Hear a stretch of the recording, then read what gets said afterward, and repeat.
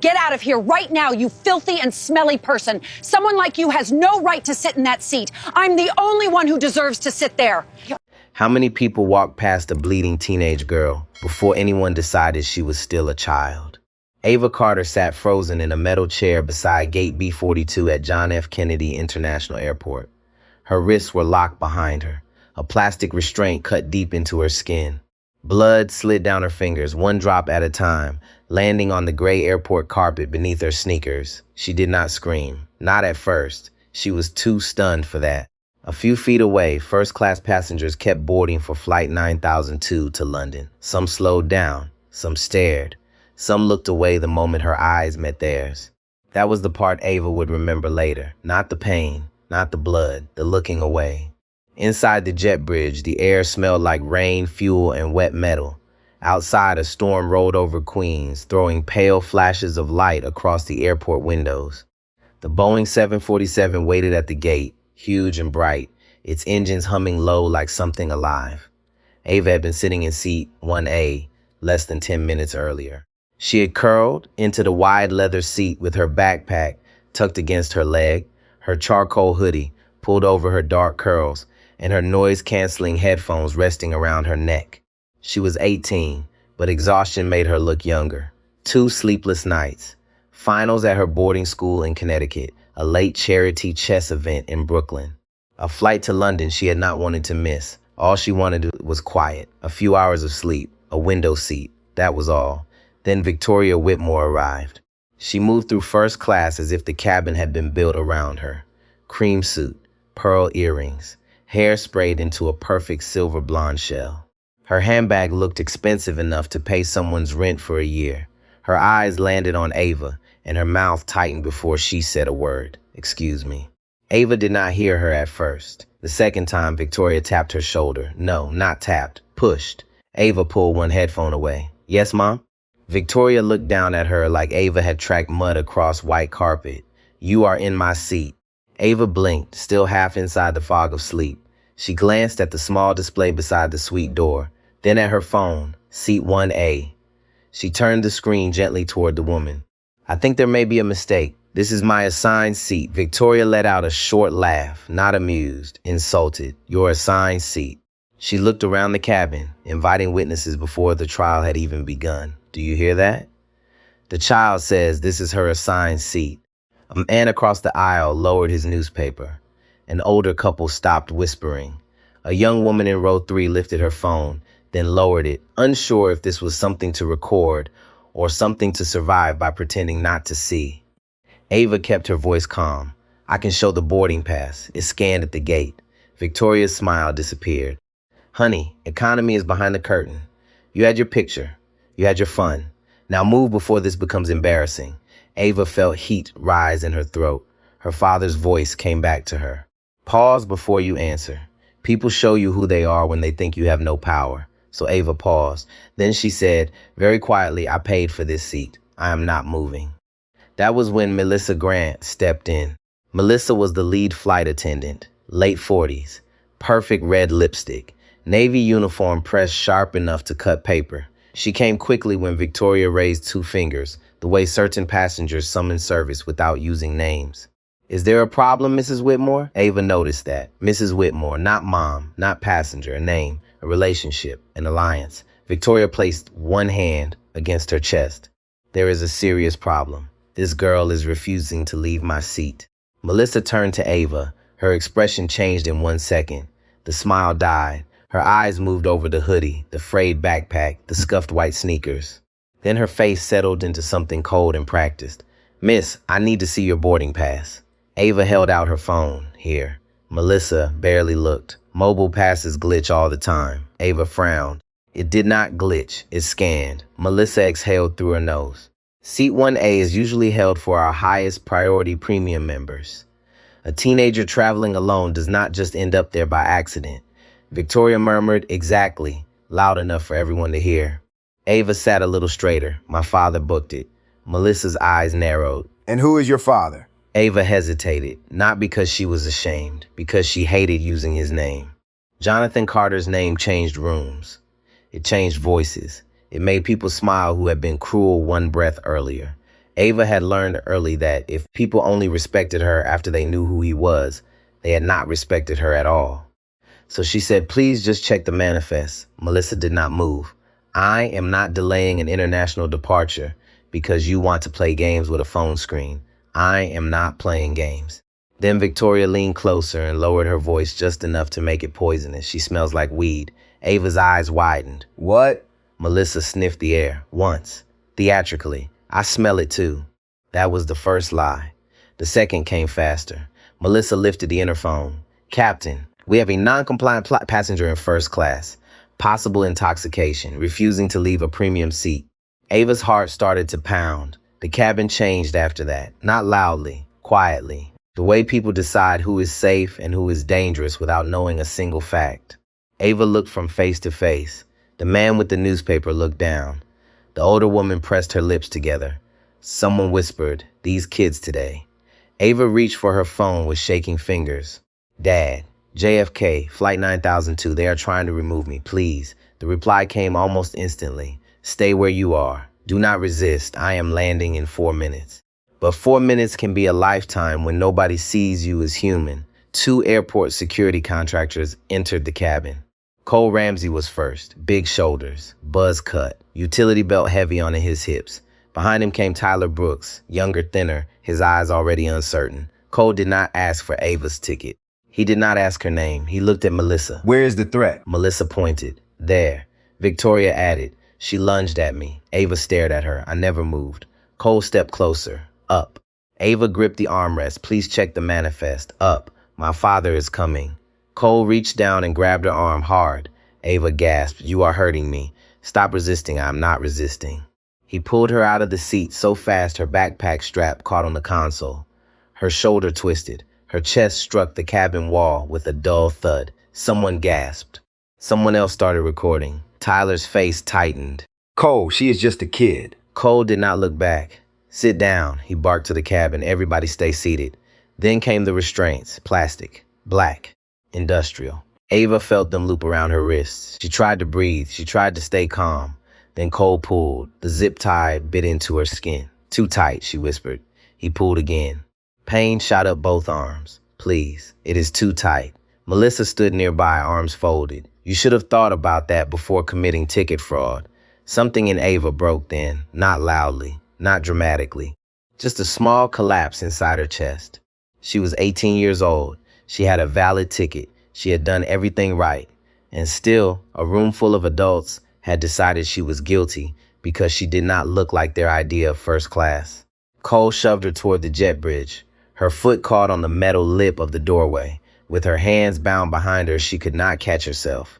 She fell hard, chin first, then shoulder, then wrists. The plastic cut deeper. This time, Ava screamed. Tyler rushed forward. Cole, stop. She is bleeding. Cole looked. It is a scratch. But it was not a scratch. Blood ran fast now, bright against her brown skin, bright against the floor, bright enough that even the passengers at the gate stopped pretending not to see. Melissa checked her watch. Boarding closes in 2 minutes. Put her somewhere out of the way. So they did. They chained Ava to a metal airport chair beside the gate counter while first class continued to board behind her. Her fingers tingled, then burned, then went numb. Ava lowered her head and whispered one word, Dad. At the far end of the terminal, a private access door opened. The sound was small, but the whole gate seemed to feel it. 6 men in dark suits stepped through first, moving with quiet precision. Behind them came a tall man in a charcoal overcoat, silver at his temples, his face still as stone. Jonathan Carter did not look around. He did not ask where to go. He saw the blood. He saw the chair. He saw his daughter. And the airport, for one long breath, went silent. Jonathan Carter crossed the terminal without raising his voice, and somehow every person near gate B42 knew to move. It was not the suit, though the suit was tailored, dark, and expensive, in the quiet way only old money and serious power could afford. It was not the security detail, though the men around him moved with calm purpose, scanning faces, exits, cameras, hands. It was the look in his eyes, cold, focused, terrified, the kind of fear only a parent knows. Ava saw him through the blur of pain. For 1 second, she thought her mind had made him up, the way children imagine rescue when the room gets too loud. But then he was there, lowering himself in front of her, not caring about the blood on the carpet, not caring about the people staring. Ava. His voice cracked on her name. That one crack did what the zip ties had not done. It broke her. Daddy. She tried to lift her hands toward him, but the restraints held her to the chair. Her fingers were swollen now. The skin around her wrists had turned purple beneath the blood. Her breathing came in short, frightened pulls. Jonathan saw it all. The zip tie, the metal cuff looped through it, the chair. His daughter chained in public like a criminal, while passengers walked past with rolling bags and paper coffee cups. For a moment, he did not speak. That silence scared Melissa Grant more than shouting would have. She stood near the jet bridge entrance with her clipboard held against her chest. Her face had gone pale. A few minutes earlier, she had been firm, almost proud. Now her lips were parted, and her eyes moved between Jonathan and the silver pin on one of his guard's lapels. Carter Global. Everyone in commercial aviation knew that mark. Melissa knew it too. She had seen the memo that morning. Or rather, she had deleted it without reading past the subject line. New ownership transition. Immediate leadership audit. Jonathan raised one hand without looking away from Ava. Cut her loose. One of his guards stepped forward with a compact trauma kit. Another knelt beside the chair and spoke gently. Miss Carter, I am going to support your arm. Try not to move. Officer Cole Ramsey pushed himself upright from where Jonathan's security had forced him down moments earlier. His face was red, his uniform twisted, and humiliation made him reckless. You people cannot interfere with the lawful detention. Jonathan finally looked at him. There was no anger on his face now, only assessment. A lawful detention of an 18-year-old passenger with a valid boarding pass? Cole swallowed. She resisted removal. Tyler Brooks, the younger officer, stood a few feet away, his hands shaking. He looked at Ava's wrists and then at Cole. She was not resisting. The words came out low. Cole snapped his head toward him. Shut up. Tyler did not shut up. You pulled her out before checking her ticket. I saw it. She asked you to check the manifest. The gate went still again. Melissa's fingers tightened around the clipboard. Jonathan looked back to Ava as the guard slid a cutter beneath the plastic restraint. The blade moved slowly, carefully. The zip tie snapped. Ava cried out, not because the cutting hurt, because blood rushed back into fingers that had gone numb. Her body shook hard. Jonathan caught her shoulders before she folded forward. Breathe, sweetheart. Just breathe. I cannot feel my hands. I know. I cannot feel them. I know, baby. His voice was soft now, almost a whisper. It carried more pain than all the shouting in the terminal. A Port Authority officer arrived first, then another, then three more. Their radios crackled. Shoes hit the polished floor. Gate agents stepped back from their counters, unsure whose authority mattered most. The senior officer, a woman named Captain Denise Howard, slowed as she took in the scene. A young woman bleeding, private security forming a loose perimeter, an airport contractor restrained on the ground, a flight attendant white as paper, and Jonathan Carter kneeling beside his daughter. Captain Howard knew the name. Most people in New York business did. Carter Global handled aviation logistics, fuel contracts, aircraft maintenance software, and ground operation partnerships across several major airports. Jonathan was not a celebrity CEO. He was worse for the people in that room. He was infrastructure. Mr. Carter, Captain Howard said carefully, I need to understand what happened here. Jonathan did not stand. Asked him. He nodded toward Tyler. Captain Howard turned. Tyler's throat moved. The passenger was seated in first class, seat 1A. The lead flight attendant said she was trespassing. Mrs. Whitmore claimed the seat was hers. Officer Ramsey removed the passenger without checking the manifest. That is not true, Melissa said quickly. Tyler looked at her. His eyes were wet now, not with fear, but shame. You told me not to call medical until after departure. Melissa stared at him. The sentence landed in the terminal like a dropped glass. Captain Howard's expression changed. You delayed medical attention to avoid a flight delay? Melissa shook her head. No, that is not what I meant. I was following crew protocol. We had a possible security issue. The passenger was aggressive. Ava lifted her head. Her voice was weak. I never touched anyone. Jonathan closed his eyes for half a second. When he opened them, something had settled inside him. Not rage, decision. Captain Howard, he said, my daughter needs paramedics now. She also needs this area preserved. Every camera, every body cam, every phone video, every gate recording. No one deletes anything. Howard nodded to one of her officers. Secure the footage. Melissa took a step back. Mr. Carter, I am so sorry if there was a misunderstanding. Jonathan stood slowly. The movement made everyone around him straighten. A misunderstanding? His voice was calm. That was what made it dangerous. You saw a young black woman in a hoodie and decided she was a problem before you knew her name. Melissa's eyes filled with panic. That is not fair. No, Jonathan said. What happened to her is not fair. What you are feeling right now is consequence. From the jet bridge, Victoria Whitmore appeared, drawn by the delay and the strange silence. She still held her champagne glass. Her pearl bracelet flashed under the fluorescent lights. Melissa, what is taking so long? We have a schedule. Then she saw Ava, then Jonathan. Her face tightened with annoyance before fear had time to reach it. Is this her father? Jonathan turned. Victoria lifted her chin, relying on a lifetime of rooms bending around her. Sir, your daughter caused a scene. I am sorry, she was embarrassed.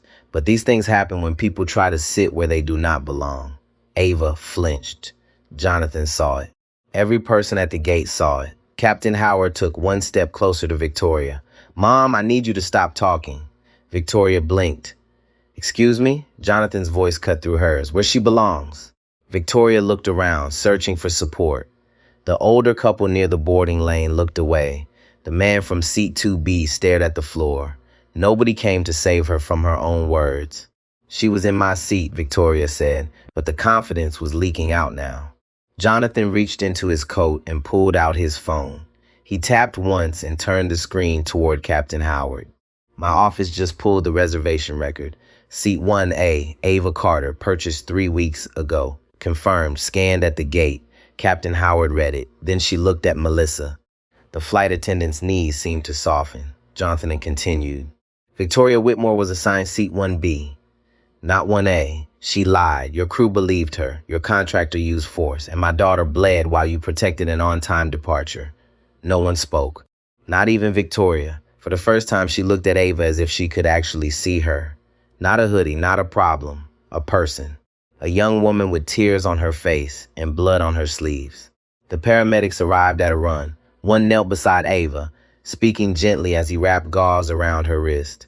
Another checked her pulse and pupils. Can you move your fingers for me? Ava tried. Her fingers barely twitched.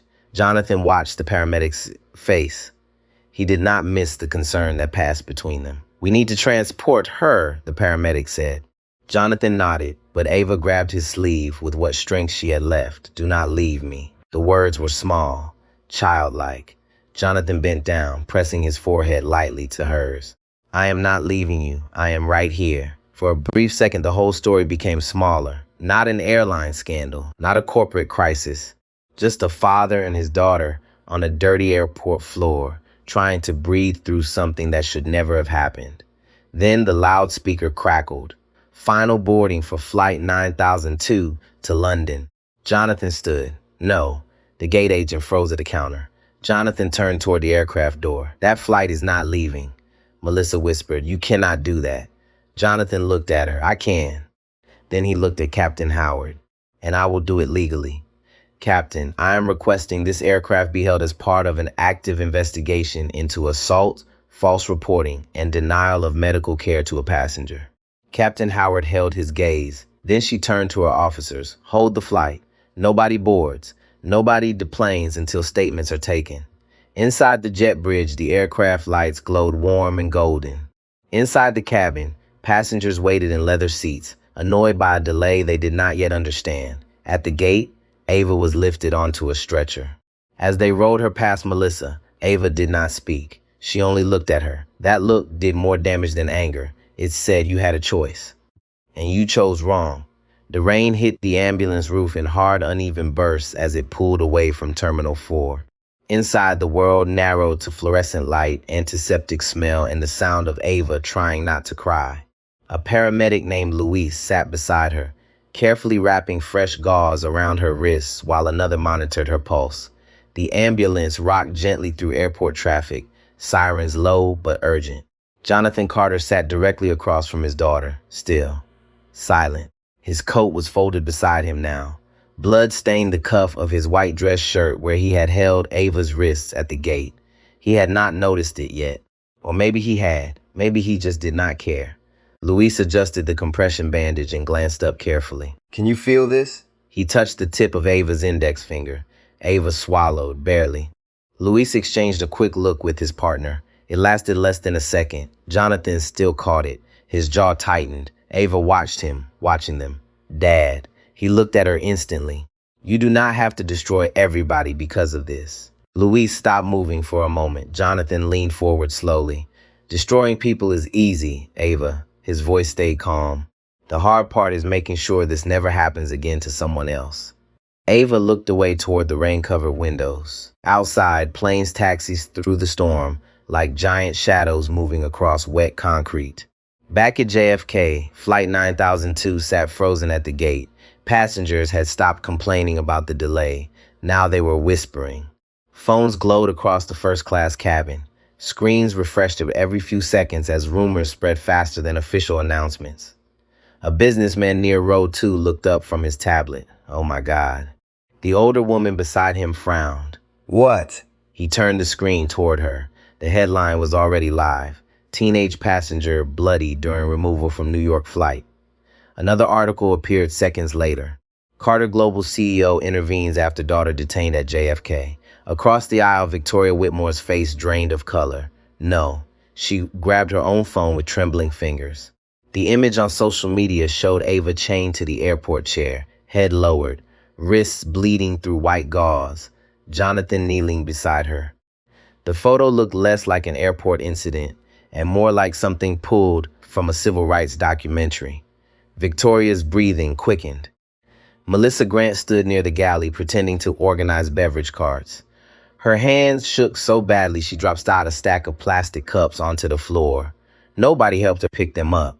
Captain Eric Dalton emerged from the cockpit, closing the door behind him. Mid-50s, former Air Force, 27 years flying commercial routes, calm under pressure. Usually, not tonight. He walked toward Melissa in controlled strides. Tell me exactly what happened. Melissa lowered her voice immediately. Sir, we had a disruptive passenger refusing crew instruction. Do not give me policy language right now. His tone cut clean through hers. What happened? Melissa hesitated. That hesitation told him more than her words ever could. Captain Dalton looked around the cabin. The passengers were watching openly now, some filming, some angry, some ashamed. The man from seat 2B stood up slowly. Captain, with respect, the girl was not disruptive. She kept asking them to check the manifest. Another passenger nodded. She never yelled. An older black woman near row 4 spoke next. Your crew treated that child like she was dangerous before she even opened her mouth. Melissa's face reddened. Captain Dalton felt the pressure building behind his eyes. He had seen mistakes before, bad calls, overreactions. But this felt different. This felt national. Then his phone vibrated. Operations. He answered immediately, Dalton speaking. The voice on the other end was clipped and tense. Captain, your aircraft is grounded pending investigation. FAA and Port Authority involved. Corporate legal is requesting full crew cooperation. Dalton closed his eyes briefly. Understood, the voice continued. And Eric. Yes! Jonathan Carter personally requested all cockpit recordings preserved. The captain looked slowly toward Melissa. When he hung up, the silence around him felt heavy enough to bend steel. What did you do? Melissa's lips trembled. I followed protocol. No, Dalton said quietly. Protocol starts with identifying the passenger correctly. Victoria suddenly stood from seat 1B. This is absurd. My husband sits on the Senate Transportation Committee. I am not staying trapped on this plane because some teenager made accusations. Several passengers turned toward her at once. The older black woman laughed once. Cold. Lady, she was bleeding. Victoria stiffened. I did not touch her. No, the woman replied. You just watched. That landed harder. Victoria grabbed her handbag. I want to leave. Captain Dalton stepped into the aisle. Nobody leaves until Port Authority finishes taking statements. Victoria stared at him in disbelief. You cannot detain me. No, Mom, Dalton said, but the airport police can. For the first time that night, fear entered her eyes fully. At Mount Sinai Hospital in Manhattan, doctors moved Ava through a maze of white hallways under bright surgical lights. Nurses cut away the blood-stained sleeves of her hoodie carefully to avoid touching the swelling around her wrists. Jonathan walked beside the stretcher without speaking. Hospital staff recognized him almost immediately, not because he was famous, because powerful people move differently in crisis. Quietly, directly, surrounded by urgency. A surgeon named Dr. Rachel Bennett met them outside imaging, late 40s, sharp eyes, no wasted words. I need everyone except the patient outside for scans. Jonathan stopped. I am staying. Dr. Bennett held his gaze. I understand you are her father, but right now I need room to work. Ava looked up weakly. Dad, it is okay. Jonathan hesitated. That was rare for him. People in business liked to say Jonathan Carter controlled every room he entered, but hospitals reminded powerful people of the truth. Money can buy access. It cannot guarantee outcomes. He stepped back finally. Call me the second you know anything. Dr. Bennett nodded once and disappeared behind the swinging doors with Ava. Jonathan remained standing in the hallway. Rainwater still darkened the shoulders of his coat, blood-stained one cuff. His phone buzzed constantly in his pocket. Board members, news networks, lawyers, politicians. He ignored all of them. Across the hallway, a janitor slowly pushed a mop bucket past the waiting area. He glanced at Jonathan twice before stopping awkwardly. Mr. Carter? Jonathan looked up. The man swallowed hard. My daughter is 16. Jonathan said nothing. The janitor nodded toward the surgical doors. What happened to your girl? That should never happen to anybody's child. Jonathan's face shifted for the first time all night. Not anger, not power, pain. The janitor continued quietly. Sometimes people look at our kids and decide who they are before they ever speak. That is the disease. Not race alone, not money alone. It is deciding somebody is less human before you know their name. Jonathan stared at him. The man gave a small nod and pushed the mop bucket away down the hallway. Jonathan watched him go. Then he sat down for the first time in hours. Alone in the hard plastic hospital chair, he finally allowed himself one dangerous thought. He had almost lost her. Not to a crash, not to a criminal, not to some unavoidable tragedy, to arrogance, to assumptions, to people who stopped seeing humanity the moment they saw a hoodie and dark skin. His phone buzzed again. This time he answered. It was Olivia Green, Chief Legal Counsel for Carter Global. Jonathan. Her voice was steady. We have identified everyone involved, the airline contractor, the crew, the passenger. Their attorneys are already calling. Jonathan leaned back slowly. Good. Olivia paused. There is something else. The footage leaked. How bad? Silence. Then Olivia answered softly. Bad enough that the country is about to have a very uncomfortable conversation. By midnight, the video had reached more people than the airline's official apology ever could. It was everywhere. On local news, on national news, on phones held by tired nurses during break, on tablets in retirement homes, on televisions in airport bars from Atlanta to Seattle. Ava Carter's face was not clear in every clip, but her pain was. The way her head dipped, the way her shoulders trembled, the way blood ran from her wrists, while adults stood around deciding whether her suffering was inconvenient. That was the part people could not stop watching. At JFK, Terminal 4 had become a storm center. Reporters gathered outside the glass doors, with cameras balanced on shoulders and microphones raised like weapons. Airport police moved in and out of restricted corridors. Airline employees whispered in break rooms. Some cried, some deleted old texts, some called union representatives. Inside a conference room behind the gate offices, Melissa Grant sat at a long table with her hands folded so tightly her knuckles had gone white. Captain Denise Howard stood near the wall. Her badge caught the harsh ceiling light. A Port Authority investigator placed a recorder on the table and pressed the button. State your name for the record. Melissa swallowed. Melissa Ann Grant. Your position. Lead flight attendant. Transatlantic Airlines. The investigator looked down at a printed timeline.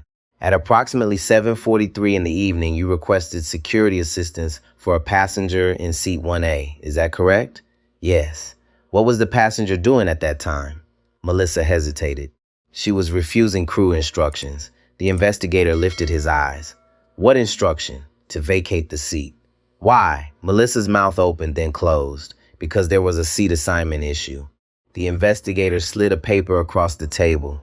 The manifest shows Ava Carter assigned to seat 1A, Victoria Whitmore assigned to seat 1B. There was no seat assignment issue. Melissa stared at the paper. Her lips moved, but no sound came out. Captain Howard stepped forward. "Miss Grant, this is your chance to be honest." Melissa's breathing turned shallow. "I believe Mrs. Whitmore." "Why?" The question sat there. Simple, unavoidable. Melissa looked toward the window. Beyond the glass, blue lights flashed against the wet tarmac. She wanted to say pressure, schedule, passenger status, confusion, but underneath all of that was something uglier, something she had spent years calling instinct. She finally whispered, "Because she looked like she belonged there, and Ava Carter did not?"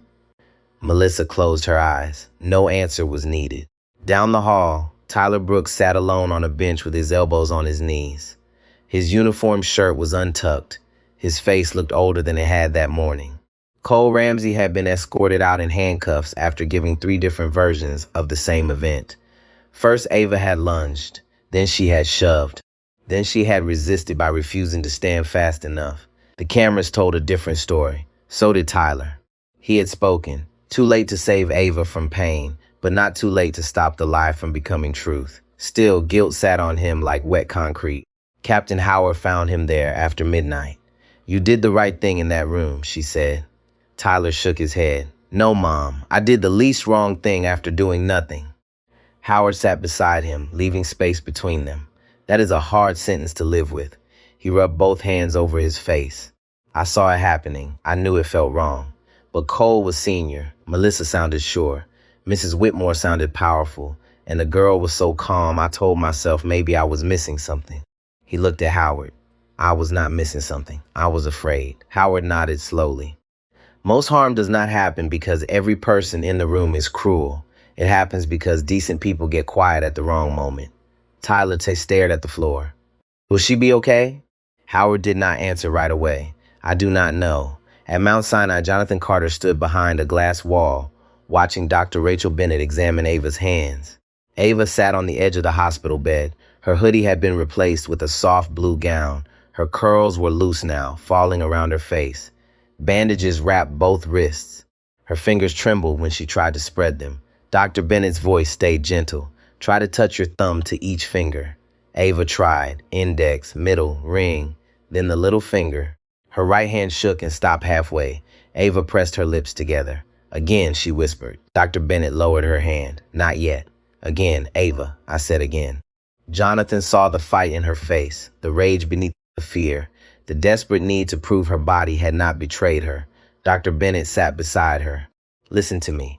Healing is not surrender. Rest is not weakness. Your hands have been through trauma. So has the rest of you." Ava looked down. "I have a tournament in London." Your tournament can wait. "No," Ava said. "People like that woman do not get to be the reason I disappear." Dr. Bennett softened. "Then do not disappear. But do not confuse punishment with recovery. You do not owe the world proof tonight." Ava blinked. That sentence reached somewhere deeper than medicine. Jonathan stepped into the room. Ava looked at him. "Did they arrest her?" Jonathan knew who she meant. Victoria Whitmore had been detained for questioning, not formally arrested yet. Her husband's office had already released a statement calling the incident unfortunate and politically motivated. Lawyers were moving. Pressure was building. Influence was doing what influence always did, trying to turn accountability into inconvenience. "Not yet," Jonathan said. Ava's face tightened, so she walks away. "No." His voice was quiet. "She does not walk away." He pulled a chair close to her bed and sat down. For once, he did not sound like a CEO. He sounded like a father choosing every word carefully. "But I need you to hear me. Justice cannot just be revenge with better lawyers. If we do this wrong, the story becomes about our power, not about what happened, not about what needs to change." Ava looked at him, confused and hurt. "She hurt me. I know. They all did. I know. Then why do I have to be better?" Jonathan's eyes shone, but his voice held. "Because better does not mean soft. Better means exact. Better means we tell the truth so clearly that nobody can hide behind status, policy, or fear." Ava turned her bandaged hands over in her lap. For a long moment, neither of them spoke. Outside the room, Olivia Green arrived with 2 phones, a legal folder, and a face that carried the weight of disaster management. Jonathan stood. Tell me. Olivia glanced at Ava, then back at him. The airline board is requesting an emergency call. The Department of Transportation has opened an inquiry. The contractor has suspended Cole Ramsey. Melissa Grant has been placed on leave. Captain Dalton and the crew are being interviewed. And Victoria? Olivia's jaw tightened. Senator Whitmore's office is trying to frame this as a misunderstanding involving an emotional minor. Ava looked up sharply. Emotional minor? Jonathan went very still. Olivia continued. They are saying Ava refused to identify herself and created confusion. Ava's breathing changed. The heart monitor ticked faster. Jonathan turned toward her. Ava, look at me. But she was not looking at him. She was back in the cabin, back under the lights, back in the chair, back in the moment when adults turned her into a threat because it was easier than admitting they were wrong. She whispered, they are still doing it. Jonathan took her hand carefully, avoiding the bandages. Then we answer. Olivia lowered her voice. How? Jonathan looked at Ava, not with anger, with evidence. Ava lifted her eyes. Her pain was still there, so was something else. Clarity. She nodded once. Release the footage, she said. All of it. Let them see exactly how calm I was. Let them see who lied. Let them see who watched. Jonathan studied his daughter for a long breath. Are you sure? Ava's voice did not shake this time. Yes. By morning, America would see the whole truth. Not a rumor, not a headline, not a polished statement written by people in expensive rooms. The truth, frame by frame. And once the country saw it, no one would be able to call Ava Carter invisible again. At 6:15 the next morning, America watched Ava Carter bleed in high definition. The footage opened without music, no dramatic edits, no narration. Just fluorescent airport light and the shaky camera angle of a passenger standing near the boarding lane. Ava sat quietly in seat 1A, with her hoodie pulled over her curls and her backpack against her leg. She looked exhausted, young, harmless. Then Victoria Whitmore's voice cut through the cabin. You are in my seat. Millions of people watched what happened next in silence. They watched Ava stay calm. They watched her offer her boarding pass. They watched Melissa Grant dismiss it without checking. They watched assumptions turn into accusations in real time. And then came the part nobody could explain away. The fall, the zip ties, the blood.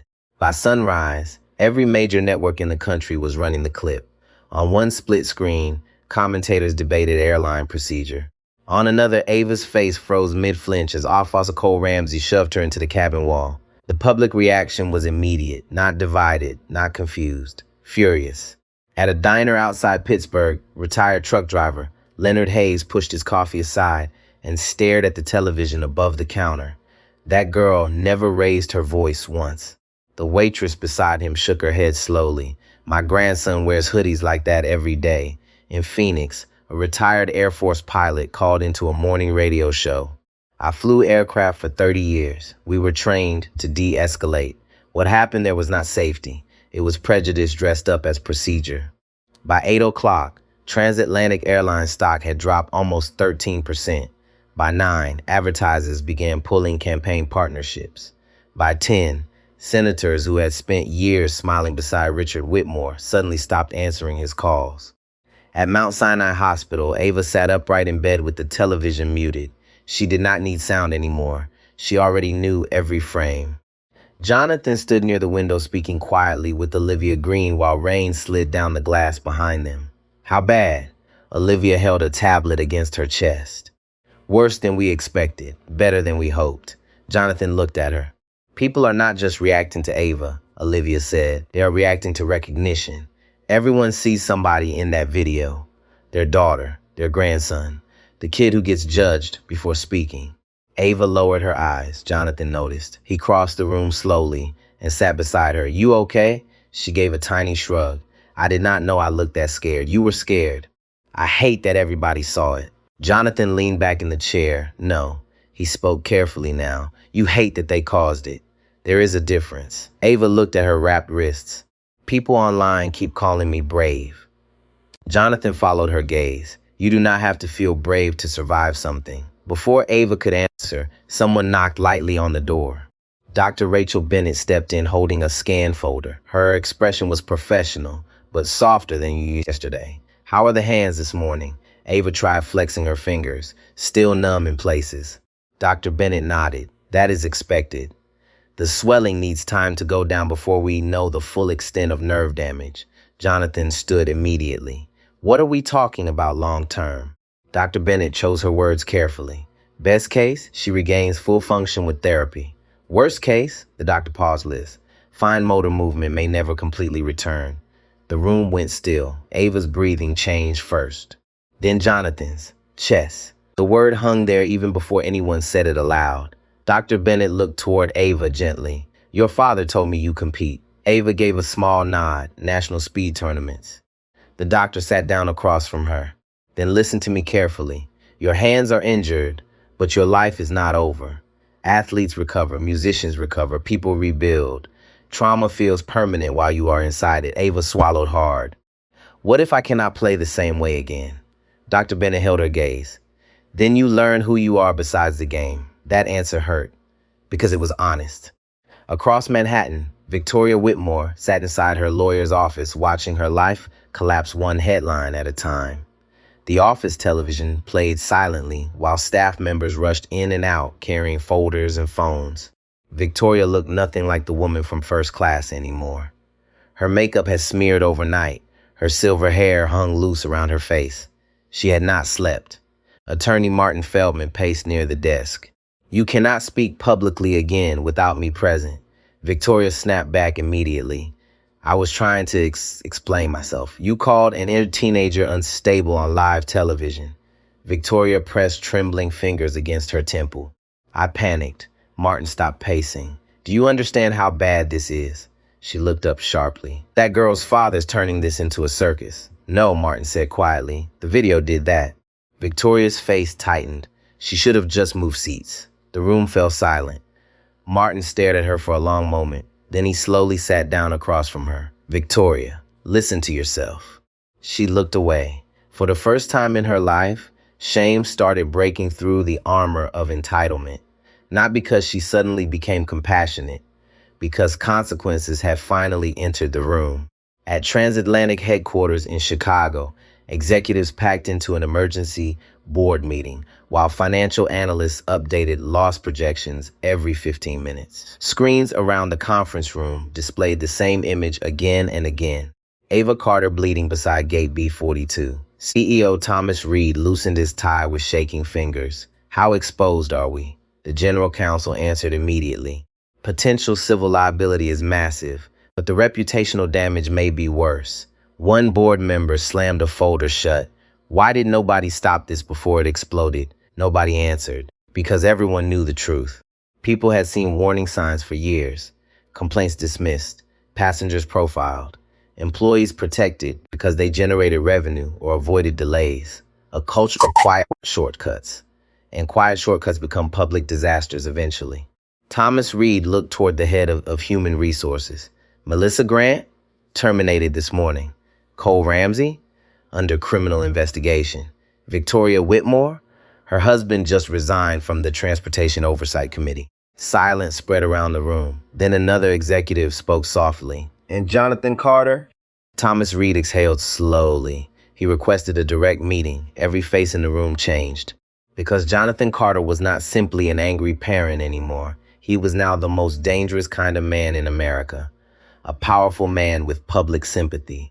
Back at the hospital, Ava sat alone for the first time all day while Jonathan took a call outside. The room was quiet except for the heart monitor and distant hallway noise. Her phone buzzed on the bedside table. Thousands of messages, some angry, some supportive. One stood out. It came from Tyler Brooks, the young officer. I should have stopped him sooner. I am sorry. Ava stared at the message, then typed slowly with stiff fingers. You told the truth when it mattered. The reply came quickly. Not soon enough. Ava looked at her bandaged hands. Neither of us can change that now. She almost sent it, then deleted it. Instead, she wrote something simpler. Do better next time somebody needs help. 3 dots appeared, then vanished, then appeared again. I will. Ava placed the phone down gently. Outside her room, Jonathan stood at the hallway window speaking to Olivia. You know this is bigger than the lawsuit now, Olivia said quietly. Jonathan nodded once. I know. People are angry. They should be. Olivia looked through the glass at Ava, sitting alone on the hospital bed. What do you want from all this? Jonathan did not answer immediately. The city stretched outside the hospital windows. Gray sky, wet streets, morning traffic crawling through Manhattan. Finally, he spoke. I want the next girl in a hoodie to make it onto her flight without having to prove she deserves humanity first.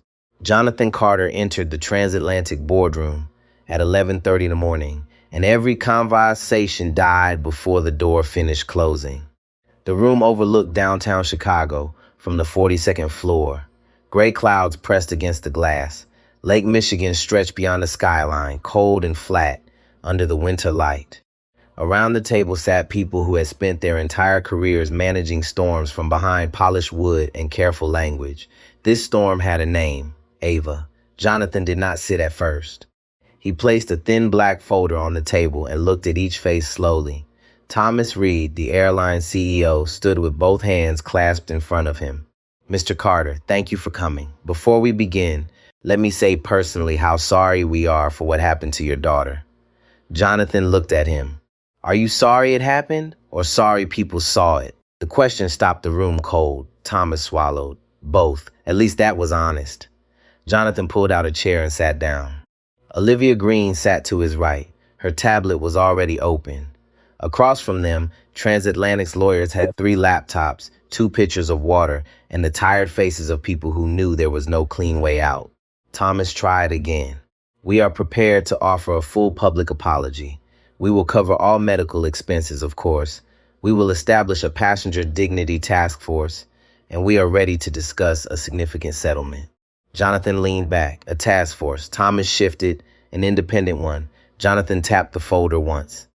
My daughter was restrained until her wrists bled because your employees chose comfort over truth. Do not insult her with a committee title. The head of human resources, a woman named Carol Benton, leaned forward carefully. Mr. Carter, I understand your anger, but Melissa Grant acted outside our values. Jonathan turned to her. Did she? Carol blinked. Excuse me? He opened the folder and slid several pages across the table. These are complaints filed against Melissa Grant over the last 7 years. Different passengers, similar language, asked for extra identification, assumed seat fraud, refused service, escalated to security. Most complaints were closed as misunderstanding. Carol looked down. Her face changed before she spoke. I have not seen these. Jonathan's voice stayed level. That is the problem. Thomas turned sharply toward his legal counsel. Are these real? Olivia answered before anyone else could. They came from your own customer relations archive. Our forensic team pulled them last night after your system access was granted under the merger transition agreement. One lawyer lowered his eyes. The silence grew teeth. Jonathan continued. A bad employee is a personnel issue. A buried pattern is a culture issue. Carol's fingers trembled slightly as she turned another page. A retired school teacher from Detroit. A pastor from Atlanta, a grandmother traveling with her grandson from Charlotte, a disabled veteran from Baltimore. None of them had Jonathan Carter for a father. None of them made national news. So nothing changed. That was the part the room could not defend. Thomas sat down slowly. What do you want? Jonathan did not answer right away. He looked out at the lake. In business, people expected him to want money, control, public victory, a resignation he could hold up like a trophy. But all morning, Ava's words had followed him. If I was anyone else's daughter, they would have gotten away with it. He turned back to the table. I want a binding consent agreement. The lawyers looked up. Olivia slid a document forward. Effective immediately, Transatlantic will adopt a passenger civil rights protocol across all domestic and international routes. No passenger can be removed over a seating dispute until a supervisor verifies the manifest, the boarding record, and the passenger's identification through documented procedure. Thomas listened, pale. Jonathan continued. All removals must be body camera recorded by airport security or documented by gate cameras. Any medical complaint during a removal triggers mandatory EMS before departure clearance. No exceptions for schedule pressure. Carol nodded slowly now. That should already be standard. It should, Jonathan said. Olivia added, there will also be an outside view of 5 years of discrimination complaints, overseen by a retired federal judge. One board member, older, silver-haired, raised his hand slightly. Mr. Carter, with respect, that will open us to enormous liability. Jonathan looked at him. Yes. The man stopped. Jonathan leaned forward. You are not here to avoid liability. You are here because liability is what finally made you pay attention. No one spoke. Then Thomas asked the question they had all been afraid to ask. And if we refuse, Jonathan's expression did not change. Carter Global pauses integration. We withdraw ground system support from the merger. I recommend to the board that the transatlantic brand be dissolved over the next quarter and folded into a new operating structure. Your shareholders can read why in the filing. A lawyer whispered, that would destroy us. Jonathan nodded once. Yes, it was not a threat, it was a door. On the other side of Chicago, Melissa Grant sat in her kitchen with the blinds half closed. Her husband had taken the children to his sister's house before sunrise. Reporters had found their street. Neighbors had stopped, pretending they were not looking through windows. On the table in front of her sat a printed copy of her termination notice. Beside it, her phone glowed with hundreds of messages, some vicious, some deserved, some from old coworkers telling her not to say anything until the union lawyer arrived. Melissa had spent 23 years in the air. She knew meal codes, equipment delays, passenger anxiety, medical emergencies, drunk businessmen, crying babies, grieving widows flying to funerals. She had once believed she was good at reading people. That belief had become a weapon. Her doorbell rang. She froze. It rang again. Slowly, she walked to the door and looked through the peephole. Tyler Brooks stood on the porch with his hands in his coat pockets. Melissa opened the door only a few inches. What are you doing here? Tyler's eyes were red from lack of sleep. I need you to tell the truth. Melissa laughed once, bitter and small. You already did that for both of us. No.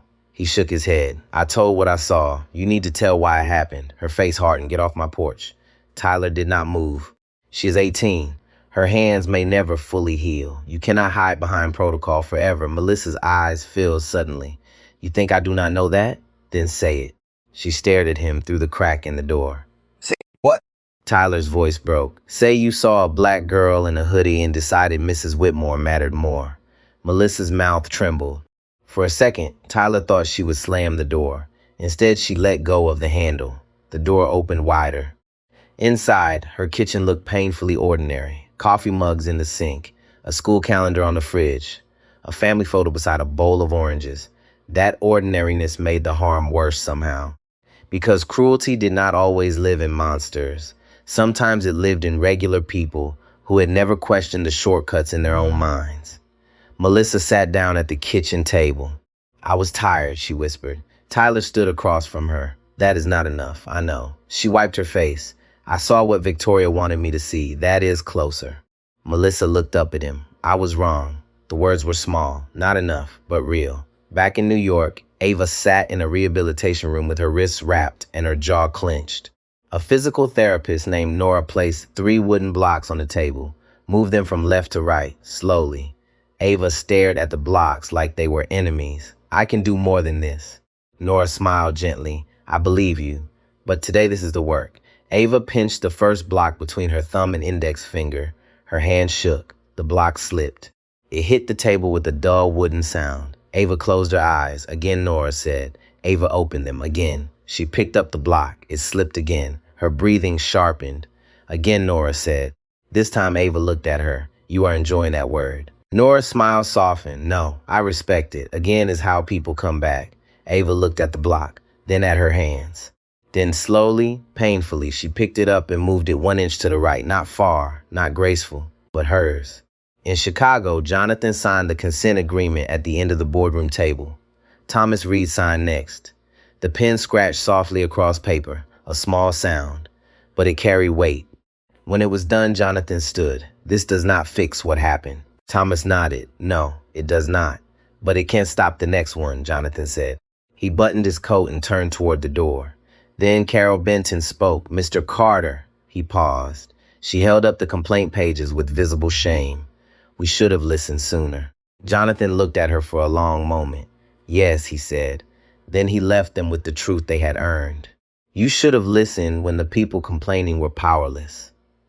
3 weeks after the incident, Ava Carter stepped back into an airport for the first time. The automatic doors opened with a soft mechanical sigh, and the smell hit her immediately. Coffee, jet fuel, rain on concrete. Her body reacted before her mind could. Her shoulders tightened, her breath shortened. Jonathan noticed instantly. You want to leave? Ava shook her head too fast. No, but her fingers curled against the sleeves of her coat.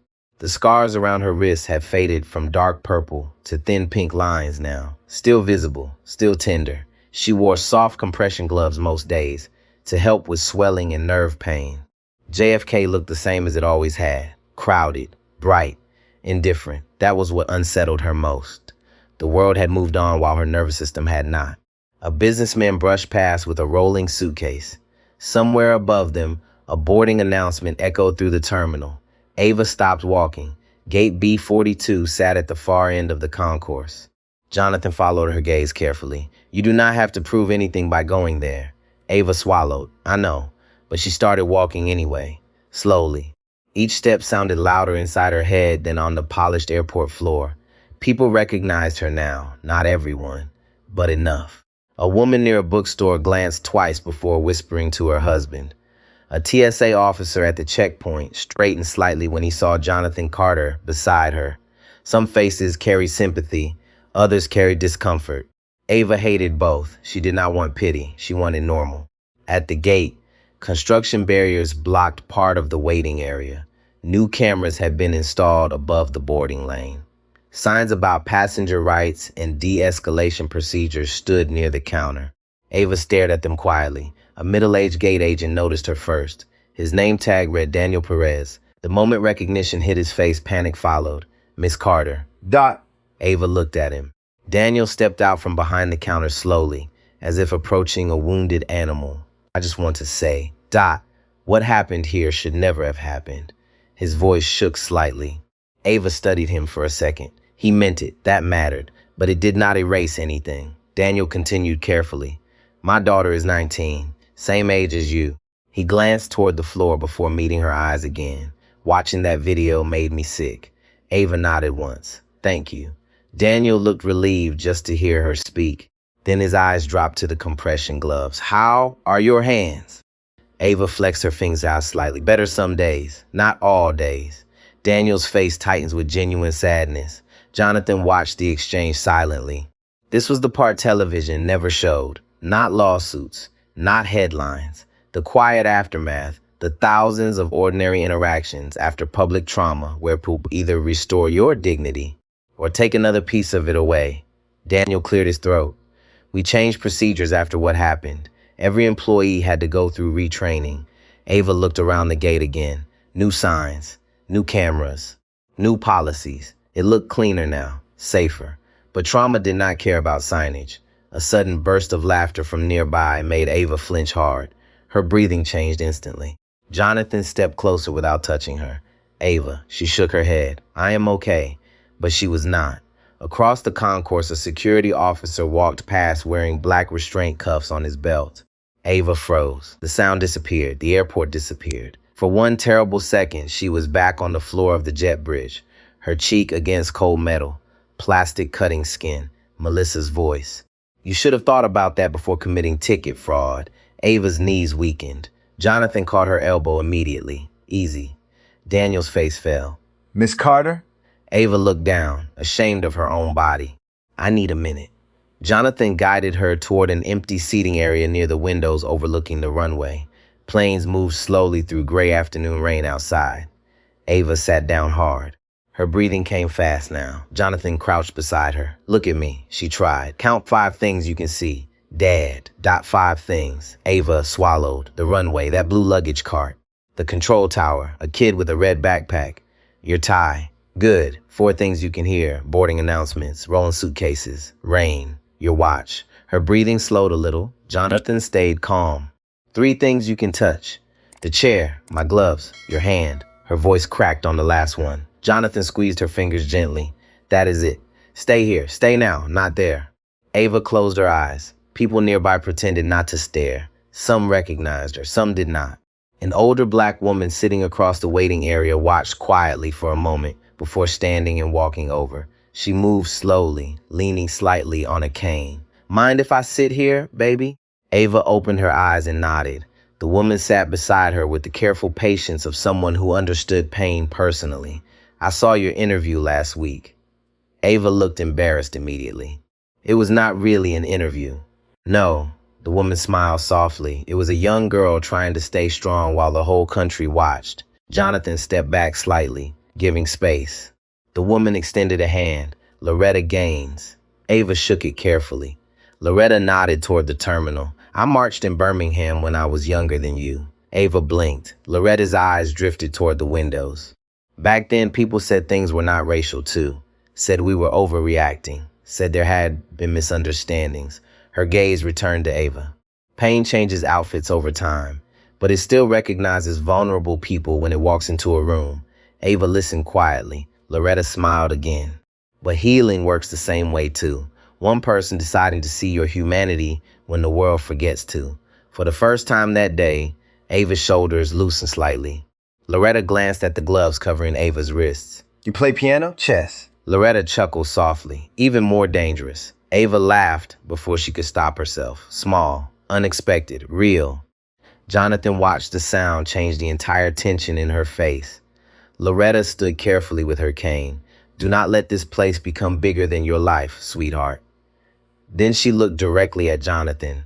And do not let power convince you revenge heals people faster than truth does. Jonathan gave a quiet nod. Loretta walked away slowly into the crowd. Ava watched her disappear between travelers and rolling luggage. Who was she? Jonathan looked toward the concourse, someone who already survived her own version of this country.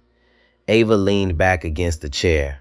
The panic attack had passed now, leaving only exhaustion behind. She looked at gate B42 one more time. 3 weeks ago, that gate had taken something from her. Not just safety, trust. The simple belief that adults in authority sees her as a child before seeing her as a threat. That damage heals slower than nerves. Her phone buzzed in her pocket.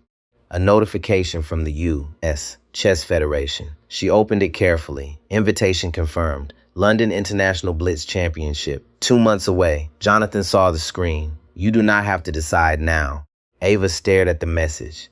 The truth was simple. She was terrified. Not just of airports, of cameras, of strangers, of becoming the girl from the video forever. But another truth sat beneath that fear. If she disappeared now, then the worst moment of her life would become the final chapter. Ava locked the phone and looked out at the runway. A plane lifted through the rain in the distance, climbing slowly into heavy clouds. I am going to London, she said quietly. Jonathan studied her face. You sure? No. A small smile touched Ava's mouth. But I think courage probably feels like this before it feels inspiring. The flash of cameras started before Ava even stepped out of the car. London rain tapped softly against the black SUV as security moved ahead through the crowd outside the Langham Hotel. Reporters lined the sidewalk behind barriers, shouting questions over one another while chess fans pressed phones into the air, trying to capture a glimpse of her. Ava froze for half a second inside the open car door. Jonathan noticed immediately. You can still go through the private entrance. Ava looked through the rain-streaked window at the crowd. Some faces were curious, some supportive, some hungry. She could already hear the questions waiting for her. How are your hands? Are you traumatized? Do you think race played a role? Do you regret releasing the footage? The world loves survivors as long as survivors stayed wounded enough to inspire people. Ava hated that. She adjusted the black compression gloves beneath her coat sleeves and stepped out anyway. The cameras exploded. Ava, Miss Carter, over here. How are you feeling? Did the airline contact you directly? Jonathan walked beside her but slightly behind, letting her choose the pace. That mattered. He was powerful enough to silence the entire sidewalk if he wanted. But healing built from control, not protection. A reporter near the barricade raised her voice above the others. Ava, are you afraid to fly again? Ava stopped walking. Jonathan's security shifted instantly, tense and ready. But Ava turned toward the question calmly. Yes, she said. The sidewalk quieted. Ava continued. I think pretending trauma disappeared would be dishonest. The reporter lowered her microphone slightly. Ava looked around at the crowd. But fear is not the same thing as surrender. For a second, nobody shouted, nobody moved. Then the flashes started again. Inside the hotel lobby, warmth wrapped around them immediately. Gold light reflected across marble floors. Soft piano music drifted through the air from the restaurant lounge. Tournament staff hurried near registration tables covered in chessboards and sponsor banners. A tall British organizer approached quickly with nervous energy. "Miss Carter, Mr. Carter, welcome. I am Simon Fletcher, tournament director." He extended his hand carefully toward Ava first. "Not Jonathan." Ava noticed that. "Good." Simon smiled awkwardly. "We have arranged a private floor for you if needed. Additional security as well." Ava shook her head. "I do not want special treatment." Simon hesitated. "Of course, it is just." There has been quite a lot of media attention. Jonathan looked around the lobby. Several players were already staring.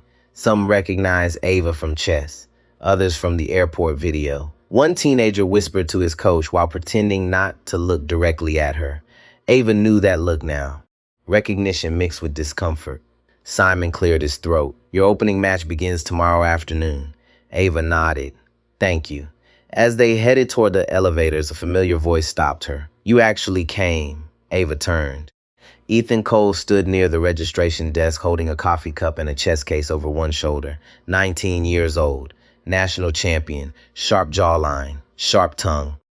He had beaten Ava twice before the incident and lost her 3 times after that. Their rivalry had followed them through junior tournaments for years. Ethan glanced toward her gloves. I thought you might withdraw. Jonathan stiffened slightly beside her. Ava answered before he could speak. "I thought about it." Ethan studied her face for a moment. Then he nodded once. "Good." That surprised her. Ethan took a sip of coffee. "Most people here are terrified of playing you right now. Why? Because if they beat you, they look cruel. If they lose, they become part of your comeback story." Ava almost smiled. "That sounds cynical." Ethan shrugged. "Chess players are cynical. It is basically our cardio." Jonathan let out the faintest breath of amusement. Ethan looked toward him respectfully. "Sir." Jonathan nodded once. Ethan turned back to Ava. "You still hate the Sicilian defense?" Ava answered automatically. "Only when people play it badly." Good. For the first time since arriving in London, something inside her loosened. Not because Ethan was kind. Because he treated her like a competitor before treating her like a headline. That mattered more than sympathy. The next morning, the tournament hall buzzed with low conversation and the sound of chess clocks clicking across dozens of tables. Cameras lined the back walls. Spectators filled the viewing balcony. Ava sat alone near a window before her first match, staring down at her hands. The tremor was small today, but present. Her physical therapist back in New York had warned her about this. Stress amplifies nerve instability, and nothing created stress like being watched by the world. A chair scraped softly across from her. Jonathan sat down holding 2 cups of tea, one with sugar, one without. He handed her the sweet one automatically. Ava smiled faintly. "You remembered. I remember everything about you." The words landed gently. Jonathan watched her flex her fingers under the table. "You do not have to win this tournament for your story to matter." Ava stared into the tea. "I know. Do you?" She looked up slowly. Jonathan's expression stayed calm, but his eyes carried concern. "You survived something terrible. That was never supposed to become a performance requirement." Ava leaned back in the chair. "People keep acting like I am supposed to inspire them now." Jonathan nodded slightly. "That is what people do when they do not know how to sit with injustice. They try to turn survivors into lessons so they can feel safer." Ava looked across the hall at the rows of chessboards. "I just want one place where nobody looks at me like that girl from the airport." Jonathan followed her gaze. "Then make this place about chess again." The loudspeaker announced first-round pairings. Ava Carter versus Victor Petrov. A ripple moved through the room immediately. Phones appeared. Whispers spread. Ava stood slowly. Her stomach tightened as she walked toward the board. Every camera seemed louder now, every footstep sharper. Across from her, Victor Petrov rose politely from his chair, mid-20s. Russian grandmaster, serious eyes, calm posture. He extended his hand. "Miss Carter." Ava shook it carefully. Victor glanced briefly at her gloves. Then never mention them. Thank you, Ava thought silently. The match began. Clock pressed. Pieces moved. The world narrowed. Not completely. The trauma still sat inside her body like an alarm waiting for permission to ring. But chess helped. Chess had rules. Structure, logic. No hidden intentions. No profiling. No assumptions. Just choices and consequences. 20 minutes into the match, Ava reached for a knight, and her fingers slipped. The piece toppled sideways against the board. A murmur passed through the audience. Ava's chest tightened instantly. Heat climbed her neck. Victor looked up. "Take your time," he said quietly. The tournament camera zoomed closer. Ava could feel it, thou watching, the waiting. Her hand trembled harder now. Across the room, Jonathan remained perfectly still, not rushing toward her, not rescuing her, trusting her. Ava inhaled once, slow, then again. She reset the night carefully and continued the game, move by move, breath by breath. 40 minutes later, Victor leaned back in his chair, studying the board with narrowed eyes. Then finally, reluctantly, he tipped his king over. Resignation. The room erupted into applause. Not explosive, respectful. Ava sat there for a second without moving, almost disbelieving. Then she looked down at her own hands resting on the table, still shaking, still healing, still hers. As spectators crowded around the board, Victor stood beside her. "You know why people are really watching you?" Ava looked up. He nodded toward the board. "Not because you got hurt. Because most people never come back after something breaks them publicly." He extended his hand again. "You did." Ava shook it. This time, her grip held steady. By the fourth day of the tournament, people stopped talking about the airport first. They started talking about Ava's chess. That mattered more than anyone realized. Inside the London International Blitz Championship Hall, the atmosphere had shifted. At the beginning of the week, reporters waited for emotional statements. They wanted trembling voices and dramatic sound bites. They wanted the wounded girl from the viral video. Now they stood crowded around analysis boards, arguing over Ava Carter's in-game strategy against Viktor Petrov. That was different. That was respect. Ava sat alone near the practice tables, reviewing openings on a digital board while rain streaked softly against the tall hotel windows.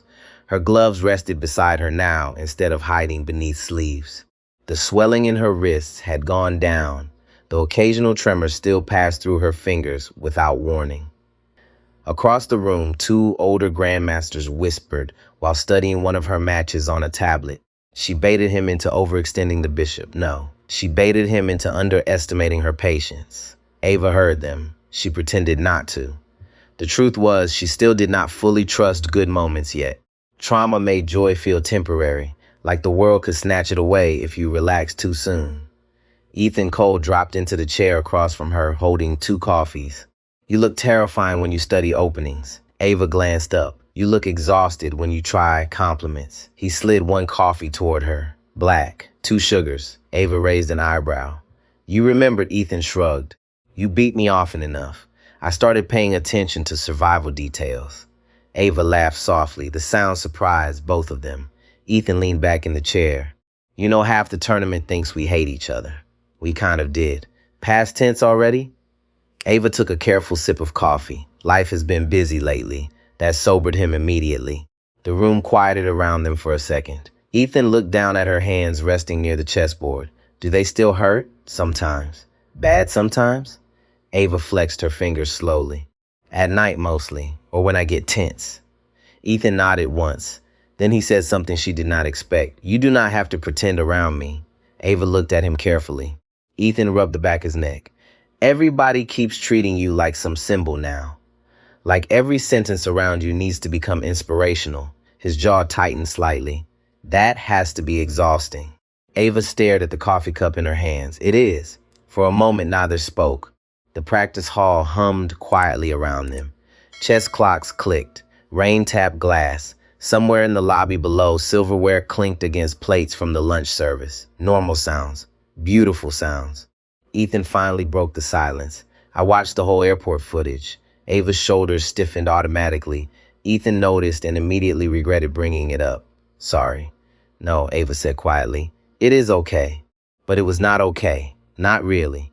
Some nights she still woke up hearing the sharp plastic sound of zip ties tightening. Some mornings her body panicked before her mind understood why. Healing was not cinematic, it was repetitive, messy, slow. Ethan looked directly at her. You know what bothered me most? Ava waited. You kept being polite after they stopped treating you like a person. The sentence hit harder than sympathy ever could, because it was true. Ava lowered her eyes. My dad always told me angry black girls get punished twice in America. First for existing, then for reacting. Ethan sat very still after that.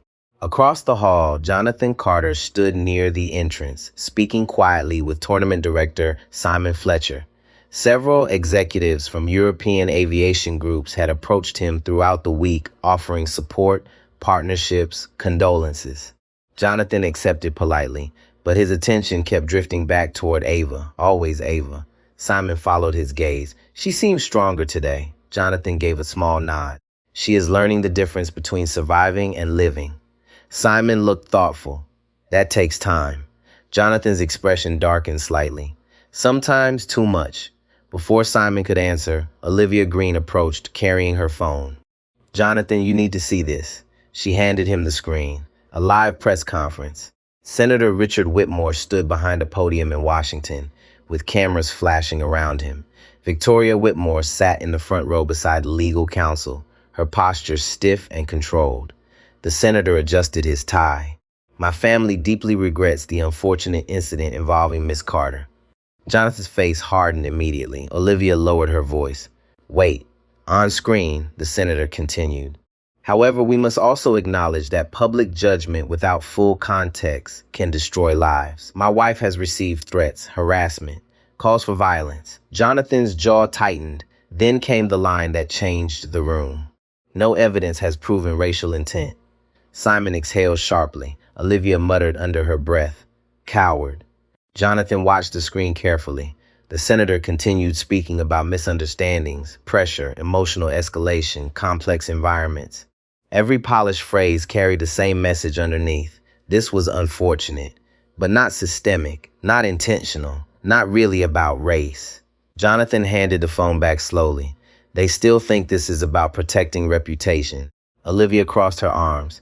They are trying to survive politically. Jonathan looked toward Ava across the room. No, his voice stayed calm. They are trying to survive morally without changing. That evening, Ava played her semifinal match under live international broadcast. The ballroom lights felt hotter tonight, brighter, the audience larger. She sat across from reigning European champion Henrik Dahl, 40 years old, brilliant, cold. Henrik studied her carefully while the cameras zoomed in. You have become very famous very quickly, he said before the match began. Ava met his eyes calmly. I would have preferred another method. A faint smile touched Henrik's mouth. Fair answer. The clock started. The match exploded immediately into aggressive tactical play. Henrik attacked hard, fast. He pushed pieces forward with the confidence of a man trying to pressure weakness before it stabilized. And for a while, it worked. 20 minutes in, Ava's breathing shortened. Her right hand trembled while reaching for a rook. The piece slipped slightly. Henrik noticed. The audience noticed. Across the room, Jonathan noticed. Ava's pulse climbed fast. Not now. Please, not now. The ballroom suddenly felt too warm, too crowded, the cameras too close. Henrik leaned back, watching her carefully, not cruelly, clinically, like a competitor sensing blood in the water. Ava closed her eyes for 1 second. Then she heard another voice in memory. Loretta Gaines at JFK. Do not let this place become bigger than your life. Ava inhaled slowly. The tremor remained. But panic did not own the entire room anymore. She reopened her eyes and saw the board clearly. Henrik had overcommitted his queenside attack. 1 weak square, 1 impatient pawn push, 1 opening. Ava moved her bishop quietly. The audience leaned forward. Henrik's expression changed instantly. He saw it too late. 3 moves later, his king stood trapped behind his own pieces. Checkmate. The ballroom erupted. Not polite applause this time. Loud, uncontrolled. People stood. Phones rose into the air. Commentators nearly shouted into microphones. Henrik stared at the board for several long seconds before finally looking up at Ava.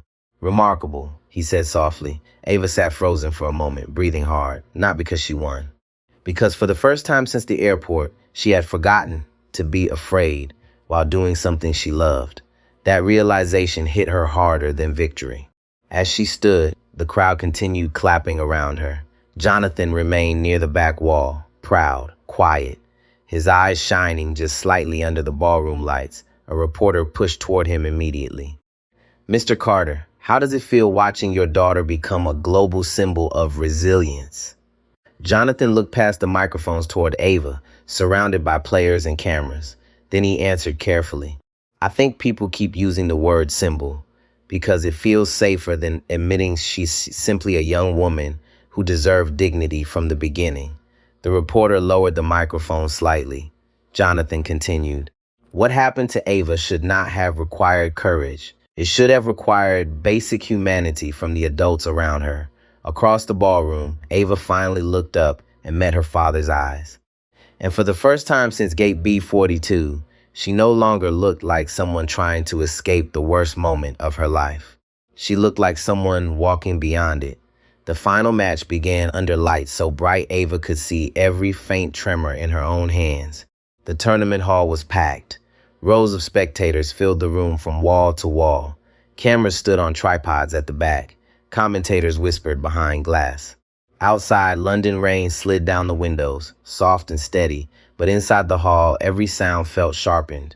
A chair creaked, a clock clicked. Someone breathed too loudly near the front row. Ava sat at the board wearing her black compression gloves. Her hair was pulled back. Her charcoal hoodie was gone. Tonight, she wore a simple navy blazer over a white shirt, not because anyone told her to dress differently, but because she wanted to choose how she entered the room. Across from her sat Ethan Cole. He was calm now, no smirk, no easy joke, just focus. Before the arbiter started a round, Ethan leaned forward slightly. "No pity tonight." Ava looked at him. "Good." He nodded. No headline treatment either. Ava's mouth lifted for half a second. Even better. The arbiter stepped between them. Players ready. Ava placed her fingers near the pieces. Her right wrist pulsed with a dull ache. Not unbearable, just present. A reminder written in nerves. Jonathan sat in the third row, not the first. Ava had asked him to sit farther back. She did not want to look up and see fear on his face after every move. He had accepted. That was love too. Not rushing in, not taking over, letting her stand. The clock started. Ethan opened sharp, fast, clean. He pushed for imbalance immediately, forcing Ava into complicated lines where instinct mattered more than memory. He knew her style. He knew her strengths. He also knew where injury could become pressure. Ava answered calmly. Night out, pawn forward. Bishop tugged back. The game moved fast. The audience held its breath. After 10 minutes, the position became dangerous. Ethan sacrificed a pawn for activity, then another. His pieces swarmed toward Ava's king. The commentators behind the glass leaned closer to their monitors. Jonathan watched Ava's shoulders, still level, her breathing, still controlled. Then the tremor came, small at first. A flicker through her right hand as she reached for the queen. The piece wobbled under her fingers. A murmur moved through the room like wind passing over dry leaves. Ava heard it. Of course she heard it. For one heartbeat, the board blurred. Not from tears, from memory. The airport chair, the cuff, the plastic cutting deeper. Melissa's voice, Victoria's cold stare. People watching. People doing nothing. Ava's hand stopped over the queen. The clock kept running. Ethan looked at her, not unkindly, but he did not stop the clock. He could not. This was the final. Compassion did not mean surrender. Respect meant playing honestly. Ava lowered her hand to the table. Breathe. 1, 2, 3. She looked at the board again. Not the cameras, not the crowd, not the scars. The board. 64 squares. One truth at a time. She picked up the queen and moved it. Firm. Precise. The murmur died. Ethan's eyes narrowed. He had seen something in her move that did not fit his calculation. The next 5 moves came like falling glass. Click, move, click, move. Each clock press echoed. Ethan attacked on the left. Ava ignored it. Ethan checked. Ava stepped away. Ethan pushed harder. Ava gave him space. Too much space, some thought. Jonathan felt Olivia Green shift beside him. She whispered, "Is she in trouble?" Jonathan did not take his eyes off the board. "I do not know." That was the truth. And for once, he allowed the truth to stand without trying to manage it. Ethan leaned in. His face sharpened. He smelled victory now. So did half the room. Ava's king looked trapped. Her clock was lower. Her hand had begun to shake again. Then Ethan made the move everyone expected. Queen to the open file, a direct threat, a loud move, a move designed to end the story. Ava did not react. She stared at the board, and something inside her went very quiet. Not empty, clear. All week, people had talked about her comeback, her courage, her pain, her father, her scars, the video, the lawsuit, the airline reforms, but none of that could move a bishop. None of that could calculate a mating net. Only Ava could do that. She reached for her rook. Her fingers trembled once, then steadied. She slid the rook across the board. Check. The room froze. Ethan blinked. He looked once, then again. His hand hovered over his king. There was no easy square. He moved. Ava answered instantly. Bishop takes. Check. Ethan's jaw tightened.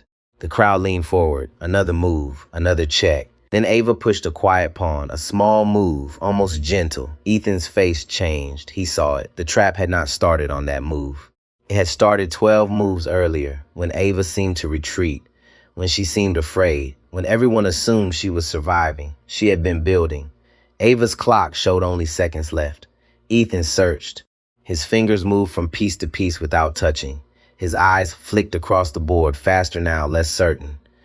Then he stopped. There was no defense. Ava lifted her queen. Her hand shook, but the piece did not fall. She placed it down with a soft wooden tap. Checkmate. For 1 second, there was no sound. Then the hall exploded. People stood. Chairs scraped back. Applause hit the room like thunder. Ethan remained still, staring at the board. Then he looked up at Ava and gave a slow nod. No excuses. No pity. Only respect. He extended his hand. You earned that. Ava shook it. This time, her grip was not strong, but it was steady enough. Jonathan stood in the third row. He did not clap at first. He could not move. His daughter was sitting under bright lights, hands bandaged under gloves, face wet with tears she had not noticed yet. She had not erased what happened. Nothing could erase it. But she had added something new, a victory, a choice, a future. When Ava finally turned toward him, Jonathan clapped once, then again. Then the whole row around him joined louder. Olivia wiped her eyes without pretending otherwise. Later on stage, Ava held the trophy with both hands. The camera zoomed close, catching the faint tremor in her fingers. She did not hide it. A reporter called from below. Ava, what do you want people to remember from your story? The hall quieted. Ava looked down at the trophy, then at the crowd. She thought about Gate B42, about Loretta Gaines, about Tyler telling the truth too late, but still telling it, about Dr. Bennett teaching her that rest was not weakness, about Ethan giving her a real game instead of pity. Then she spoke. Remember that dignity should not depend on how someone is dressed, or how old they are, or what seat they are sitting in. People should not need a powerful father, a viral video, or a public scandal to be treated like human beings. Her voice shook slightly, but it did not break. And if you see someone being humiliated, do not look away. Looking away is how harm gets permission. The applause came slower this time, deeper, less like celebration, more like understanding. Across the ocean, at airports around America, new training videos would later show a shortened version of Ava's case. Not to shame one crew forever, but to teach a simple truth too many systems forget. Verify before accusing, listen before escalating, see the person before the problem. Months later, Ava would still have hard days. Some mornings, her wrists would ache. Some nights, the sound of plastic snapping would wake her from sleep. Healing did not arrive like applause. It came quietly, in therapy rooms, in honest conversations, in the courage to try again when nobody was watching. But on that night in London, Ava Carter walked off the stage, not as the girl dragged from first class, not as the billionaire's daughter, not as a symbol built for other people's comfort. She walked off as herself, a young woman who had been underestimated, wounded, doubted, and watched by the world. And still she moved. If Ava's story reminded you that respect should never be reserved for the powerful, take a moment to like this video, subscribe for more stories that speak to justice and healing, and comment these 3 words below. Never stay silent.